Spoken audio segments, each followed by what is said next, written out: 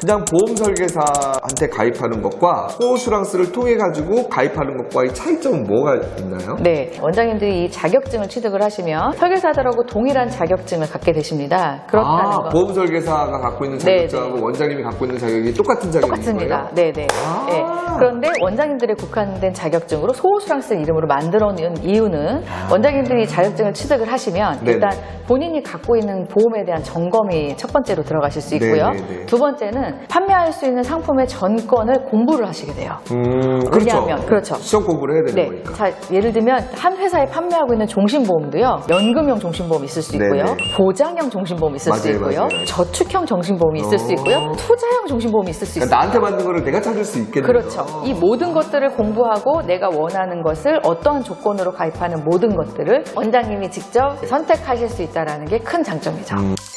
설계사 자격증을 취득을 하면 판매 수수료라는 게 있거든요. 그것을 본인이 직접 받으실 수가 있어요. 설계사분들이 들으시면 뭐 이런 제도가 다 있어 이렇게 얘기하실 수 있거든요. 직업 선택의 자유잖아. 뭐 한 가지 직업만 하라는 법은 없잖아요. 그렇죠. 근데 저희가 강조하고 싶은 건 전문직들 위주로 진행하고 네. 있기 때문에 그 시장이 분명히 명확하게 구분되어 있다는 거는 좀 말씀드리고 싶습니다.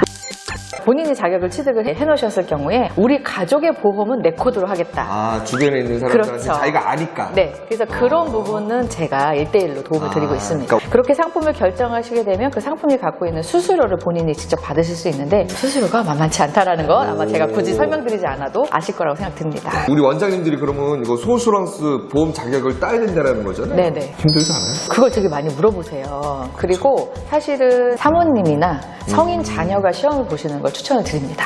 왜 그러냐면 원장님이 받으시는 그 수당도 네. 결국은 본인의 과세에 합산이 되기 때문에 네. 원장님보다는 소득이 적으신 배우자분이라든가 자녀가 보시는 걸 추천을 드리고요. 이 시험은 국가 자격증이라 공부는 하셔야 됩니다. 어려운 시험은 아닌데 용어가 낯설기 때문에 네. 하루 정도만 공부하시면 충분히 합격. 60점 이상은 맞는 공부라서 제가 그 부분에 대한 서머리는 시켜드립니다. 늘 말씀드리거든요. 원장님 이거 60점만 맞으시면 돼요 라고 말씀을 드려도 본인은 100점을 위해서 공부를 하시더라고요. 성공 사례를 좀 물어보고 싶었는데 성공 사례가 두 가지가 있는 것 같아요. 비즈니스에 대해서 도움을 받는 성공 사례 하나랑 그분의 인생에 대해서 도움을 받는 성공 사례 두 가지 사례만 말씀을 해주시면 너무 좋을 것 같은데요. 첫 번째는 10년 가까이 이제 설계사분들에게 보험을 계약했던 산부인과 여자 원장님께서 저를 만나서 소호수랑스에 대한 얘기를 듣고 본인의 상품을 점검을 하셨었어요. 1년에 한 번씩 설계사가 올 때마다 권해주는 상품을 믿고 가입을 하셨다. 근데 본인이 공부하고 나서 본인 거를 공부했었을 때 상처를 너무 많이 받으셨어요. 본인이 상상했던 거하고 현실하고 너무 갭이 컸네. 네. 그래서 예를 들면 아이들의 보장을 원했는데 아이들의 종신보험만 준비가 되어 있다거나 이런 경우가 있다 보니까 고객의 입장에서 더 애써주셨으면 좋겠다라는 케이스가 하나 있었고요. 보험을 잘 가입을 하셨는데 안타깝게 원장님이 과로사로 사망을 하셨다고 얘기를 들었어요. 그런데 마침 준비해놓은 종신보험이 다행히 있으셔서 안타깝기도 했지만 고맙다고 말씀해 주시는 케이스가 있어서 원장님이나 원장님 가족들은 위험에 대한 준비가 일반인들보다는 좀 많아야 되는 것도 현실적인 것 같아요. 이런 말씀 드려서 어떨지 모르겠지만 평소에 씀씀이가 보통 사람들보다 조금 많아.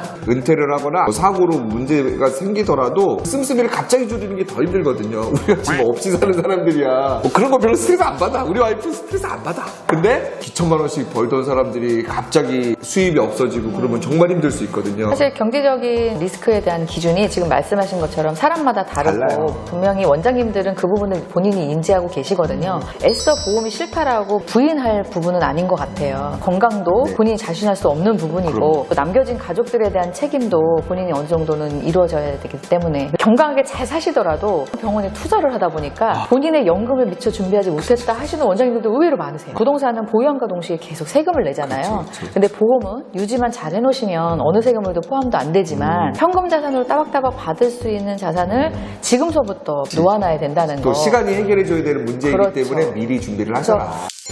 오늘 출연해주신 우리 강선미 대표님께 다시 한번 감사드립니다. 초대해 주셔서 너무 영광이고요. 짧은 시간 동안 소호수랑스에 대해서 설명을 드렸는데요. 혹시 궁금하신 부분이 있으시거나 문의사항 있으시면 댓글 주시면 제가 연결할 때 더 잘 연결해 드리겠습니다. 유튜브 보고 하시는 거라고 배려해 드리라고 혜택 드리라고 꼭 말씀드리겠습니다. 자, 오늘 여기서 방송 마치겠습니다. 고맙습니다.